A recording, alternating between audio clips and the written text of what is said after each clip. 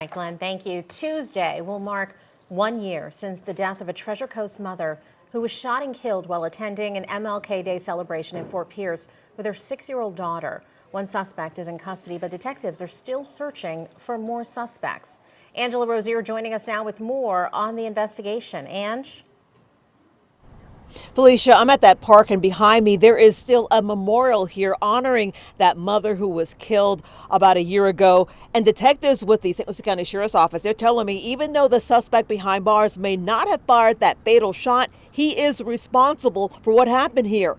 And deputies are now in the process of installing cameras at parks like the one here that will allow them to monitor large events in the future.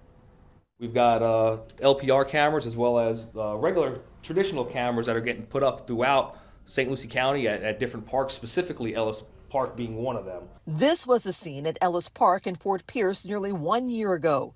29-year-old Nikisha Bryant was there with her daughter attending a Dr. Martin Luther King Jr. celebration when gunfire broke out.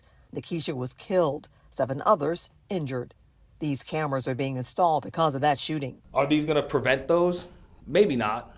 But they're going to be a tool to help assist with preparing for larger events, for solving crimes, with identifying what really happened. An arrest was made in the case back in March. Kimmy Parson was taken into custody by U.S. Marshals. He faces several charges, including felony murder. Even though he may have not pulled the specific firearm, the trigger to the specific firearm that resulted in each of these victims' injuries, as a result of his actions, he is responsible for this entire event unfolding. But detectives with the St. Lucie County Sheriff's Office say there are other suspects who fired shots that day, and they still need help identifying them. The cameras, had we had them at the time, we would have a better field of view of the park, a better understanding of who was there, especially with more clear and concise cameras. With these cameras, we'll be able to have the public assist us in identifying people, but if people were at the park and they have video, if they can just go through it and they see something, that reach out to us and, let us look at it to see if it's important or not. That's what we need.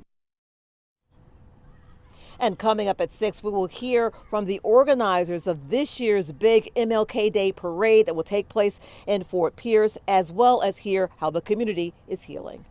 Reporting live in Fort Pierce, Angela Rozier, WPBF 25 News.